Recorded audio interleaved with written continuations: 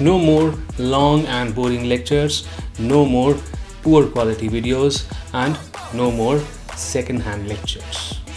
A-Team Commerce Academy brings you next level ACCA lectures you deserve.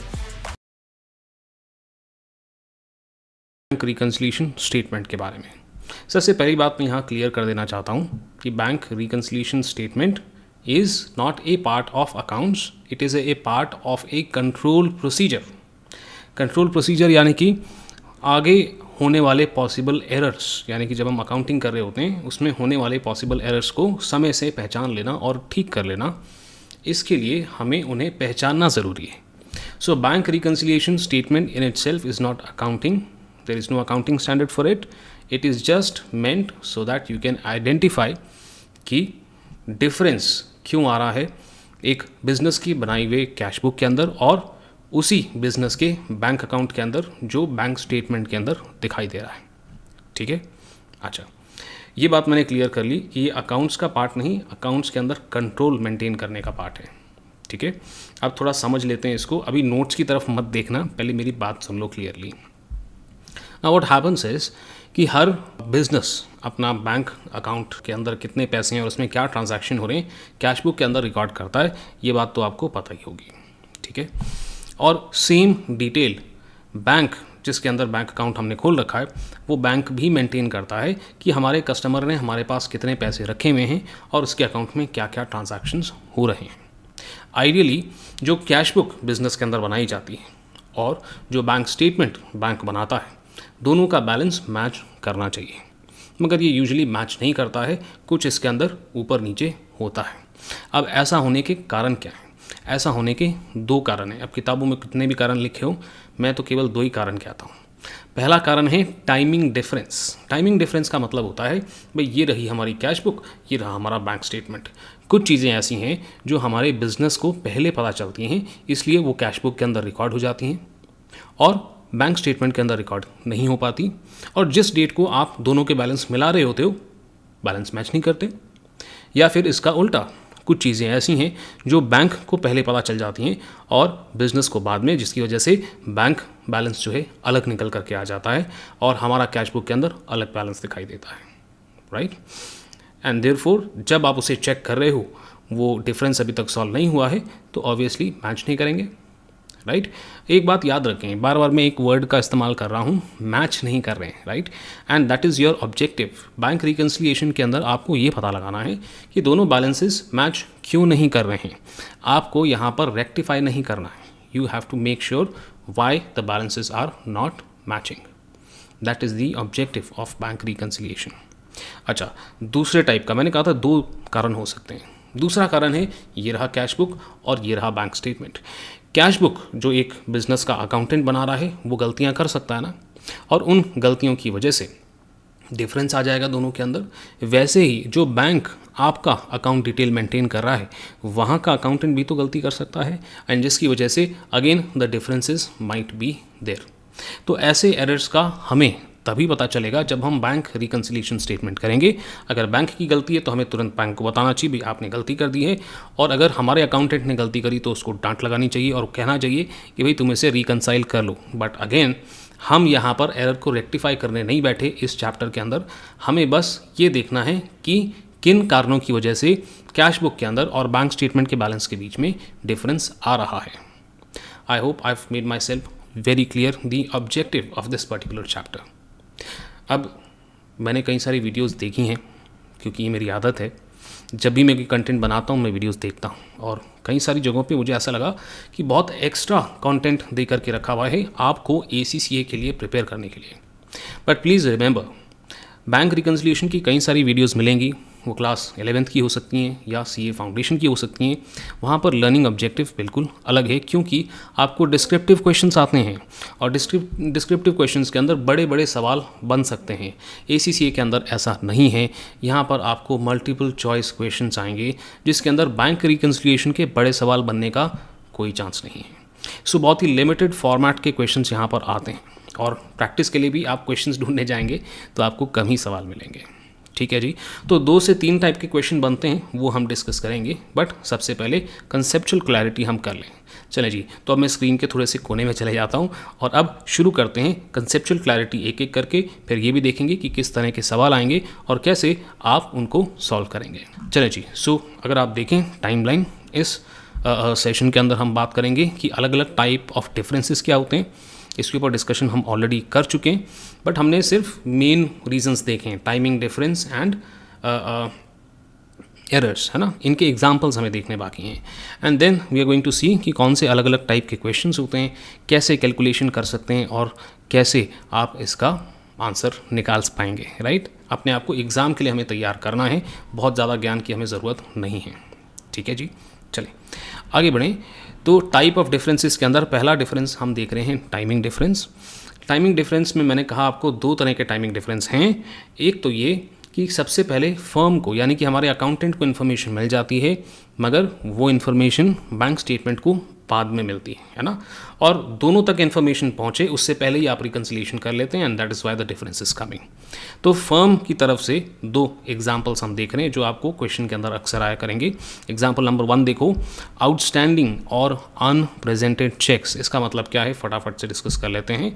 Mostly आप लोगों को पता ही होगा, बट स्टिल आप कई बार चेक देते हैं किसी को, ठीक है। सो जब भी हम चेक को किसी को देते हैं तो हम पेमेंट करने के लिए देते हैं, right. So if I am issuing a cheque to you, अगर मैं आपको कोई चेक दे रहा हूँ, इसका मतलब मैं आपको पेमेंट कर रहा हूँ, ठीक है। अच्छा, बट चेक मिल जाने से आप पार्टी नहीं कर सकते समोसा कचौरी खाने नहीं जा सकते। आपको तो क्या करना है, उस चेक को लेकर जाना है और बैंक में जमा करना है। अगर बैंक में जमा नहीं करोगे तो मेरे अकाउंट से पैसे नहीं निकलेंगे और आपके बैंक तक नहीं पहुंचेंगे। क्लियर है बात?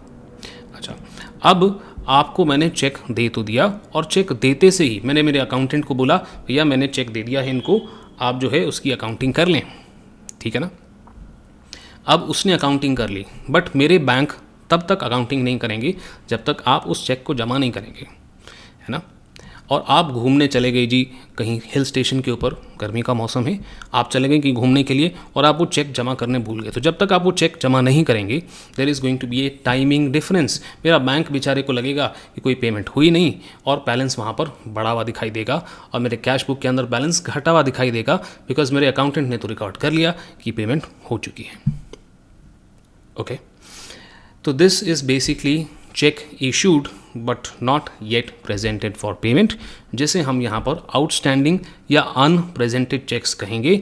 इन टर्म्स का भी आपको मतलब पता होना चाहिए कि यहाँ असल में हो क्या रहा है, क्योंकि ये टर्म्स ही आपको एग्जाम में लिख करके आती हैं।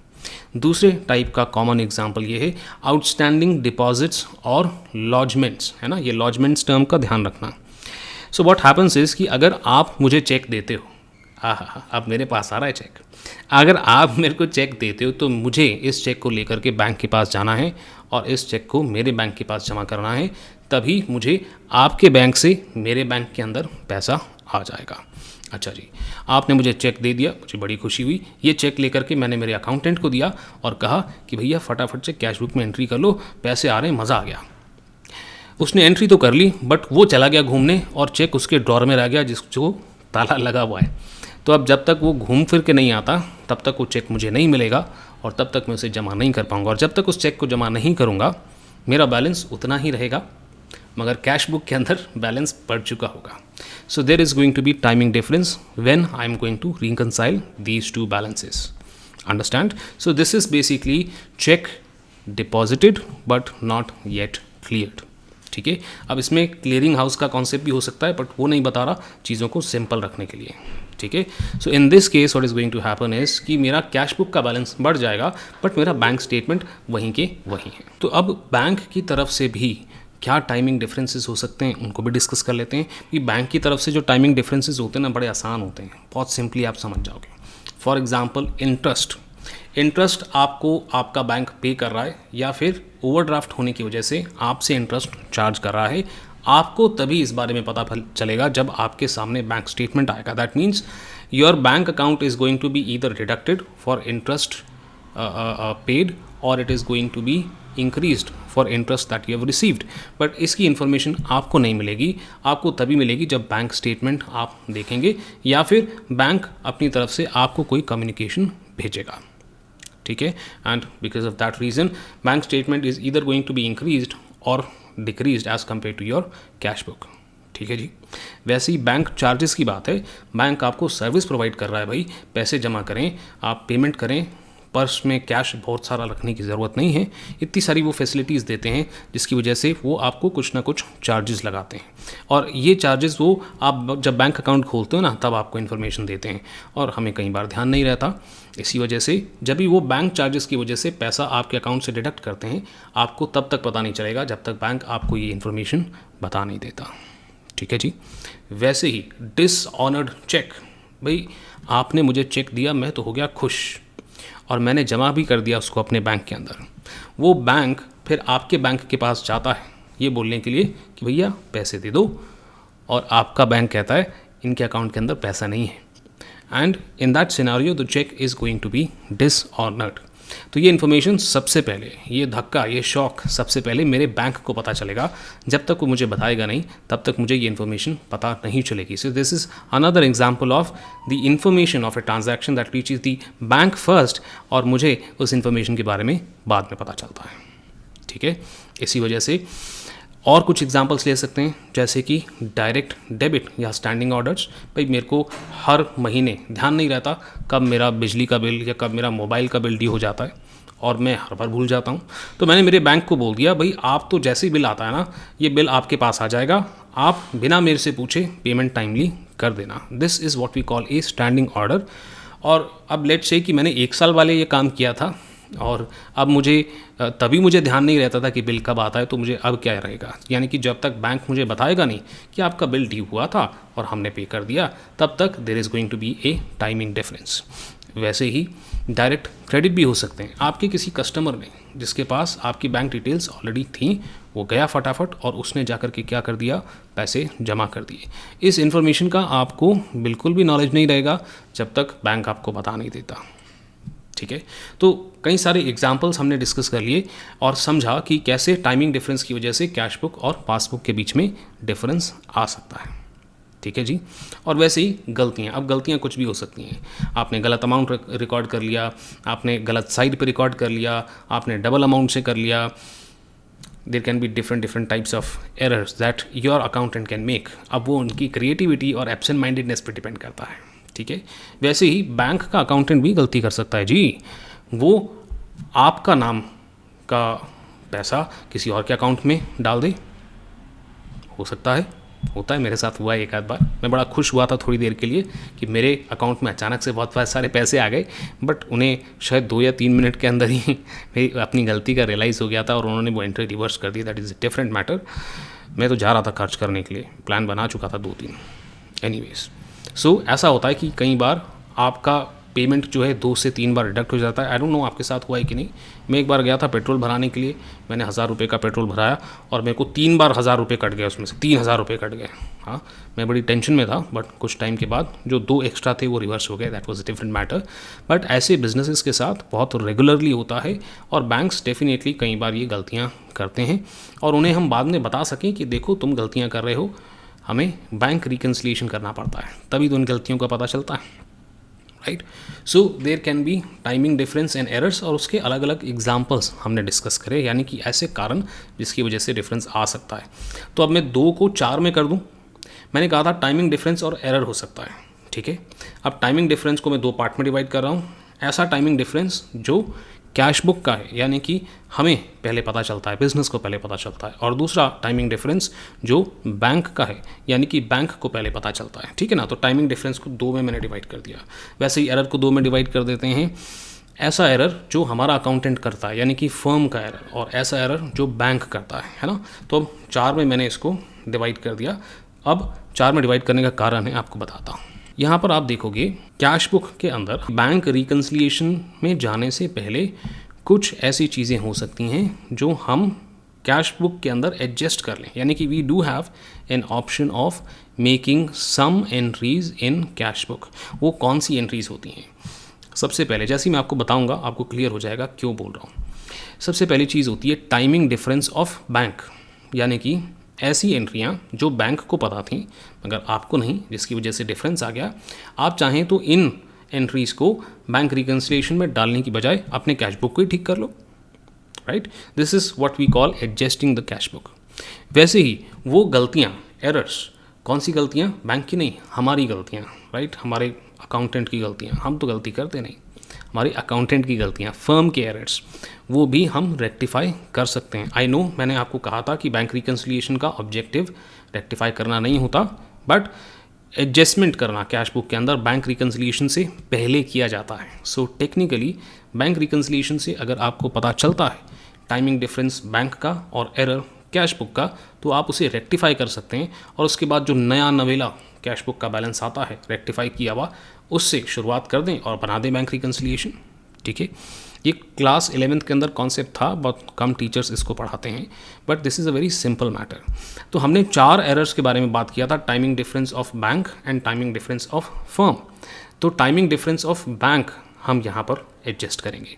वैसे ही एरर के अंदर हमने कहा था कि कैश बुक का एरर जो हमारे फर्म के थ्रू होता है और वो एरर जो बैंक के थ्रू हुआ है, तो हम सिर्फ हमारे एरर को हमारी कैश बुक में ठीक कर सकते हैं, बैंक का एरर तो बैंक ही ठीक करेगा। ठीक है, so timing difference of bank and errors of cash book, ये 2 टाइप के ट्रांजैक्शंस को हम क्या कर सकते हैं, कैश बुक में एडजस्ट कर सकते हैं। इसका मतलब अब बैंक रिकन्सिलिएशन बनाने के लिए हमारे पास केवल 2 ही टाइप के रीजंस बच जाएंगे। Number 1 is the timing difference because of cash, है ना, यानी कि वो चीज़ें जो हमें पहले पता चलती हैं, बैंक को बाद में, या फिर एरर बाय बैंक, बैंक की करी हुई गलती। ये 2 चीज़ें हम किस में डाल सकते हैं, रिकन्सिलिएशन में डाल सकते हैं। ठीक है, now it will make much more sense. अब बैंक रिकन्सिलिएशन आपको ज़्यादा सेंसिबल लगेगा, और जो बात मैंने आपको शुरू में कही थी, हम रेक्टिफाई नहीं कर रहे, हम मैच करने की कोशिश कर रहे हैं, हम ये पता करने की कोशिश कर रहे हैं कि डिफरेंस क्यों आ रहा है। क्योंकि बैंक का अगर टाइमिंग डिफरेंस है तो हम उसे कैश बुक में रिकॉर्ड करके एडजस्ट कर सकते हैं, और हमारी गलती है तो उसे हम रेक्टिफाई कर सकते हैं। ये 2 चीज़ें तो हमारे हाथ में है ही ना, तो इन चीज़ों को अगर कर लें तो बची हुई चीज़ें से रिकन्सिलिएशन बनाना ज़्यादा सेंसिबल लगता है। ठीक है, अच्छा सर, ये डिस्कशन क्यों किया हमने? ये डिस्कशन इसलिए किया क्योंकि एग्ज़ाम में बाकायदा आपको सवाल आएंगे, ठीक है, जिसमें आपको ये आइडेंटिफाई करके बताना होगा कि कैश बुक के अंदर कौन कौन से ट्रांजैक्शंस आप एडजस्ट करने वाले हैं। ठीक है जी, एक क्वेश्चन फटाफट से करके मैं आपको बता देता हूँ, इसी को देख लेते हैं प्रैक्टिकली कैसे अप्लाई करना है। ठीक है जी, अच्छा अब क्वेश्चन जो आपके सामने आया है ना, मैं तो इसे धीरे धीरे पढ़ूंगा और समझाऊंगा।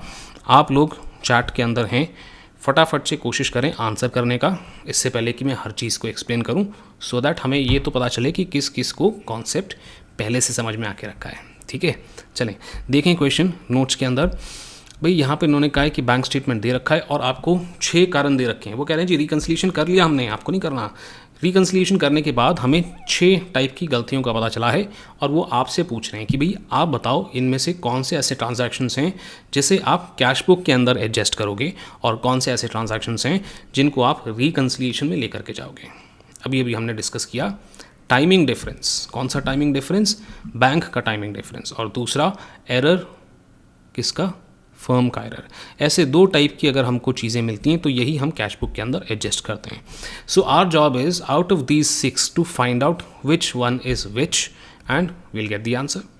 चलो शुरू करते हैं। सबसे पहली बात, बैंक चार्जेस।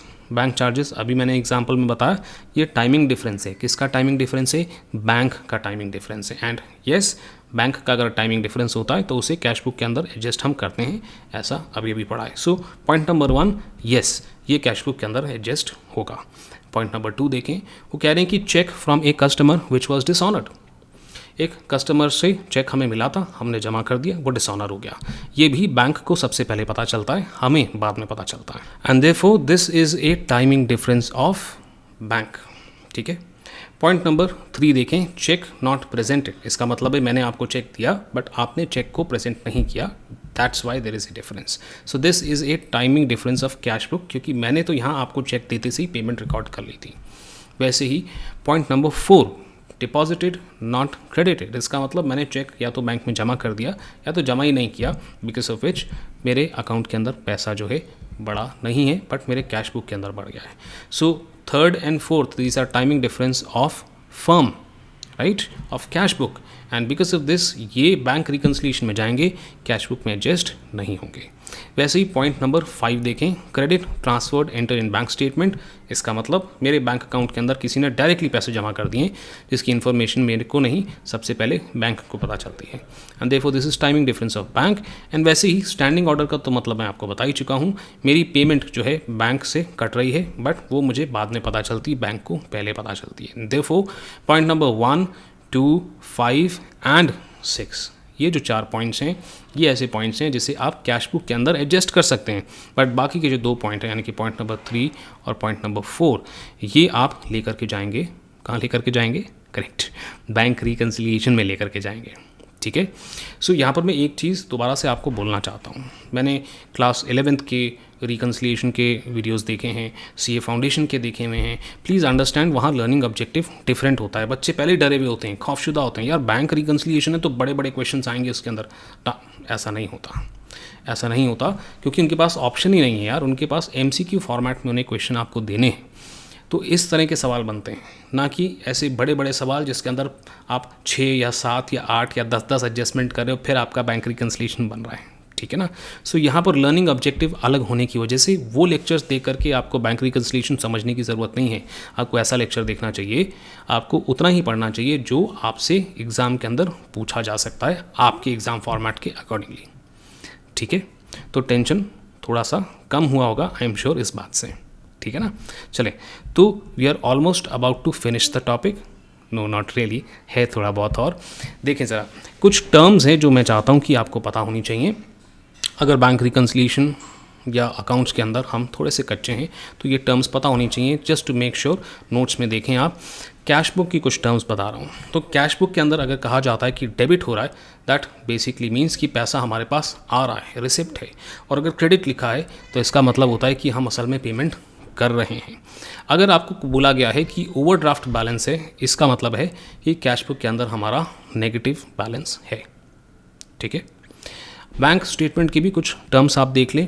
अगर यहाँ पर डेबिट लिख रखा है तो यहाँ पर उल्टा होता है, बिकॉज हम उनके कस्टमर्स हैं। ठीक है, और हम हमारे बैंक के अंदर पैसा जमा करते हैं, तो बैंक के लिए हमारे लिए नहीं, बैंक के लिए वो लाइबिलिटी है, क्योंकि उसे वो पैसा हमें लौटाना है वापस। एंड दैट्स वाई जब डेबिट हमारे बैंक स्टेटमेंट में कुछ भी होता है, दैट मीन्स वहाँ पर पेमेंट हो रही है, और क्रेडिट होता है इसका मतलब पैसा जो है हम रिसीव कर रहे हैं हमारे अकाउंट के अंदर। ठीक है, ये बैंक स्टेटमेंट की टर्म्स हैं। एंड यहाँ पर भी ओवरड्राफ्ट का मतलब यही होता है कि हमारा नेगेटिव बैलेंस है। Negative balance means we owe to the bank, यानी कि हमें बैंक को पैसे दे करके उस बैलेंस को ज़ीरो करना है। ठीक है, तो ये एक बेसिक टर्म्स हमें पता होना चाहिए before we move ahead towards question solving. Again, bank reconciliation का सर अभी तक तो आप फॉर्मेट ही नहीं लेकर आए, हमें तो मज़ा ही नहीं आ रहा, तो ये लो फॉर्मेट दिख रहा होगा आपको भाई। बैंक रिकन्सिलिएशन के अंदर देखो फॉर्मेट कितना छोटा सा हो गया है, कितना छोटा सा हो गया है। Balance as per cash book से हम शुरू कर रहे हैं, और आप देखो केवल 2 चीज़ें आपको दिख रही हैं, आउटस्टैंडिंग चेक्स एंड आउटस्टैंडिंग लॉजमेंट्स। ये क्या है? ये timing difference of cash book है। प्लीज़ अंडरस्टैंड, हम टाइमिंग डिफरेंस ऑफ बैंक और errors of cash book already cash book के अंदर एडजस्ट कर चुके हैं, तो केवल बची हुई चीज़ें ही अब आपकी बैंक रिकन्सिलिएशन में आएंगी। अगली बात आती है हमारी एरर की, यानी कि पासबुक नहीं, बैंक स्टेटमेंट के अंदर जो हमारा एरर हुआ है, जो गलती हुई है, उसकी वजह से अगर हमारा बैंक स्टेटमेंट के अंदर बैलेंस कम है तो हम यहाँ पर भी बैलेंस कम कर लेंगे। ठीक है, उन्होंने गलती करी है, हमारे अकाउंट में से कोई गलत पैसा काट दिया है, तो हम भी हमारे कैश बुक को यहाँ पर क्या कर देंगे, कम कर देंगे। ठीक है, please remember our objective is to match the balances, is to understand why the difference is coming, our logic is not to rectify these errors. ठीक है, और इसलिए अगर बैंक ने गलती से बैलेंस कम कर दिया है तो आप भी बैंक रिकन्सिलिएशन के अंदर कैश बुक के बैलेंस को कम करोगे। कौन से बैलेंस तक पहुंचने के लिए? बैंक के बैलेंस तक पहुंचने के लिए। वैसे ही अगर बैंक ने कोई एरर की वजह से आपके बैंक खाते के अंदर पैसा बढ़ा दिया है तो आप भी बैंक रिकन्सिलिएशन के अंदर एडिशन कर देंगे, and that's exactly what's written there. अब गलती कुछ भी हो, पहले तो आपको देखना है कि गलती है, और गलती के बाद आपको ये देखना है कि इस गलती से हो क्या रहा है, बैंक का बैलेंस बढ़ रहा है या घट रहा है, एंड सेम इफेक्ट आपको देना है कहाँ पर? कैश बुक के अंदर। एक चीज़ मैं आपको और बता दूँ, अगर आपको ओवरड्राफ्ट बैलेंस दे करके रखा है तो आपका स्टार्टिंग बैलेंस नेगेटिव में आएगा। मैं दोबारा बोल रहा हूँ, अगर आपको बैंक बैलेंस माइनस में देकर ओवरड्राफ्ट में दे के रखा है तो आप उसको माइनस में लिखेंगे कैलकुलेट करते समय, ठीक है। आप ये करें और इस फॉर्मेट को ही आपको हमेशा फॉलो करना है। Once you do these two things right you will always get to the right answer, हमेशा आप सही आंसर पे आओगे। स्टूडेंट्स कई बार क्या गलती करते हैं, ओवरड्राफ्ट का बैलेंस होने के बावजूद उसे पॉजिटिव में लिख देते हैं। अगर सिर्फ आप ऐसा करेंगे और फिर ये फॉर्मेट को फॉलो करेंगे तो आपका आंसर यस गलत आ जाएगा, ठीक है। सो अगर ओवरड्राफ्ट का बैलेंस है तो you have to start with a negative amount, है ना, माइनस फिगर से आपको शुरू करना है, पहली बात। दूसरी बात, कैश बुक से बैंक स्टेटमेंट की तरफ अगर आप जा रहे हैं तो आपको यही ऐड और यही लेस करना है, और अगर उल्टा जा रहे हैं तो जो चीज़ें ऐड हो रही हैं यहाँ पे वो चीज़ें माइनस हो जाएंगी, है ना, बिकॉज लॉजिक रिवर्स हो जाते हैं। बैंक स्टेटमेंट से कैश बुक की तरफ आप जा रहे हैं, ठीक है। तो अब आपको मैच करना है, उस accordingly they are going to change. So you have to remember, do not rectify, match, ठीक है। अच्छा, तो यहाँ पर इससे ज़्यादा समझाने का लॉजिक मुझे नहीं लगता, ठीक है ना। एक क्वेश्चन के साथ फटाफट इस लॉजिक को अप्लाई भी करके देख लेते हैं। देखें, बड़ा सा क्वेश्चन दिख रहा है ना, बट ट्रस्ट मी 2 मिनट नहीं लगेंगे इसे सॉल्व करने में, है ना। अब ये लिटरली टाइम काउंट मत करना शुरू कर देना, ठीक है ना। देखें ज़रा, वो कह रहे हैं what was the balance as shown by the bank statement before taking the above items into account. कहते हैं जी आप ये बता दो बस बैंक स्टेटमेंट का बैलेंस क्या होगा इससे पहले कि हम इन 5 चीज़ों को एडजस्ट करते। अच्छा, तो बैंक स्टेटमेंट का आपसे वो पूछ रहे हैं और शुरुआत यहाँ पर हम कर रहे हैं कैश बुक से। We going to start with cash book, ठीक है। Now remember what we did exactly, we are going to continue. सबसे पहले देखें bank balance in the cash book. Cash book के अंदर जो आपका बैंक बैलेंस है वो 8970 ओवरड्रॉन लिख रखा है, ठीक है ना। ओवरड्रॉन का मतलब है आप माइनस 8970 से शुरू करेंगे, पहली बात। दूसरी बात हमारी क्या है, वो कह रहे हैं बैंक चार्जेस, तो ये टाइमिंग डिफरेंस है। ये किसका टाइमिंग डिफरेंस है, ये पासबुक का टाइमिंग डिफरेंस है, ठीक है। बैंक स्टेटमेंट ने बैलेंस क्या कर दिया है जी, कम कर दिया है। हम पासबुक में हैं तो हमें भी क्या करना है, मैच करना है, मैच। तो हम भी क्या कर लेंगे जी, हम भी माइनस कर लेंगे। Is that clear? So we are going to subtract 550। वैसे ही bank credited the account in error, ठीक है। अब बैंक ने क्रेडिट किया मतलब हमारा बैलेंस बढ़ा दिया है, क्योंकि हम मैच कर रहे हैं हमें भी क्या कर देना होगा, हमें भी बढ़ा देना होगा कैश बुक, यानी कि 425 को आप ऐड कर देंगे so that the balance matches. The objective is to match not to rectify. आगे बढ़े, वो कह रहे हैं cheque payments totalling 3275 have been entered in the cash book. ये कैश बुक में एंटर कर दिए गए बट नॉट बीन प्रेजेंटेड। तो ये टाइमिंग डिफरेंस है। ये किसका टाइमिंग डिफरेंस है जी, ये टाइमिंग डिफरेंस हमारा करेक्ट फर्म का टाइमिंग डिफरेंस है। सो 3275 जो हमारा अमाउंट है उससे हमने क्या कर दिया है, हमारा बैलेंस गिरा दिया है, ठीक है।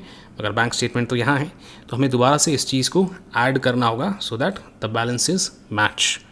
हर ट्रांजैक्शन के अंदर प्लस करना या माइनस ये सोच करके आप करेंगे तो हमेशा आपका आंसर सही आएगा। सो 3275 को हम ऐड करने वाले हैं। अगली बात यहाँ पर आ जाती है, cheques totalling 5380 have been correctly entered on the debit side of the cash book. यानी कि हमें चेक आए, बड़े सारे चेक आए जिनका टोटल 5380 था, वो हमारे पास है। हमने उसे डेबिट में यानी रिसिप्ट साइड में रिकॉर्ड तो कर लिया, मगर बैंक के अंदर ये इफेक्ट दिख नहीं रहा, यानी कि हमारा कैश बुक बढ़ गया है। मैच करना है ना, तो माइनस कर लो, मैच हो जाएगा, ठीक है। सो हम शुरुआत कर रहे हैं -8970 से, फिर माइनस कर रहे हैं 550, फिर प्लस कर रहे हैं 425, फिर प्लस कर रहे हैं 3275, फिर माइनस कर रहे हैं 5380। The answer is going to be 11200 overdraft, क्योंकि नेगेटिव अमाउंट आ रहा ना तो ओवरड्राफ्ट बैलेंस है, ठीक है। इस तरह से आपको दिमाग में हर ट्रांजैक्शन में सोचना है कि भाई क्या हो रहा है and what you need to do, है ना। नीचे जा रहा है बैलेंस तो बढ़ा दो, ऊपर जा रहा है बैलेंस तो कम कर दो, so that these two balances match, ठीक है जी। एक क्वेश्चन और कर लें टू अंडरस्टैंड कि और किस टाइप के सवाल आ सकते हैं सर। देखें ये वाला सवाल, इस सवाल के अंदर वो कह रहे हैं कि कैश बुक का करंट बैलेंस क्या होना चाहिए ये आप हमें बता दें। बैंक रिकन्सिलिएशन देखो आपको बनाने नहीं बोल रहे, बना के ही दे दिया, बोले आप बताओ सही बैलेंस क्या होना चाहिए। उन्होंने क्या किया, उन्होंने आपको ओवरड्राफ्ट देखो बैंक स्टेटमेंट का दे रखा है 3860, अनप्रेजेंटेड चेक 9160 को माइनस कर दिया है, ऐड कर दिया है डिपॉजिट्स क्रेडिटेड आफ्टर डेट, और कैश एट बैंक कैलकुलेट कर लिया है 21,990, ठीक है। अब अगर देखा जाए तो ये चीज़ 9160 माइनस ही होनी थी और डिपॉजिटेड क्रेडिटेड आफ्टर डेट ये ऐड ही होनी थी। इसमें तो मुझे कुछ गलत नहीं लग रहा है। गलती इन्होंने पता है क्या करी है। अब देखो ओवरड्राफ्ट का जो बैलेंस है 3860 ये पॉजिटिव बैलेंस है। This is a positive balance. मैंने आपको क्या बोला था, ओवरड्राफ्ट माइनस होना चाहिए। तो अगर सिर्फ ओवरड्राफ्ट के बैलेंस को हम माइनस कर दें, यानी कि -3860, इसमें -9160 और प्लस कर दें 16690, तो कैश एट बैंक का सही बैलेंस मिलेगा आपको, which I think should be somewhere around, जो भी है आप मुझे बता दो कितना आ रहा है, ठीक है ना। -3860 -9160 ऐड 16690, मतलब वो माइनस प्लस वाली चीज़ सही है, बस ओवरड्राफ्ट का जो बैलेंस है 3860 इसको नेगेटिव में लिखना था। इतना कर देने से आपका अमाउंट कुछ 3600 समथिंग के आसपास आना चाहिए। आप चैट के अंदर मुझे बता देना, ठीक है। तो ये जो हमने क्वेश्चंस पिक करे हैं ना, सिर्फ आपको बताने के लिए कि देखो यार किस टाइप के क्वेश्चन आ रहे हैं। से वो बड़े बड़े 6-6, 8-8, 10-10 एडजस्टमेंट वाले सवाल नहीं आ सकते ACCA के अंदर, प्लीज़ अंडरस्टैंड। और इतना सारा नॉलेज और हम क्वेश्चन पे क्वेश्चन सॉल्व करते जाएँ, आपका टाइम ही उसके अंदर वेस्ट होगा, ठीक है। इसी तरह के सवाल आते हैं और क्वेश्चंस मैं चाहूँगा कि आप प्रैक्टिस करो यार, है ना। प्रैक्टिस करो साथ साथ में, और जहाँ डाउट आता ना यार, डिस्कॉर्ड सर्वर का लिंक दे रखा है ना डिस्क्रिप्शन में, मैं हूँ और स्टूडेंट्स हैं आपकी मदद करने के लिए। फटाफट से ज्वाइन करो और जो भी डाउट है क्लियर करते चले जाओ और इस टॉपिक को निपटा दो, ठीक है जी। मैं उम्मीद करता हूँ कि इस डिस्कशन में आपको कुछ तो मज़ा आया होगा। आया है तो कमेंट ज़रूर करना, and I will be waiting for you in the next session.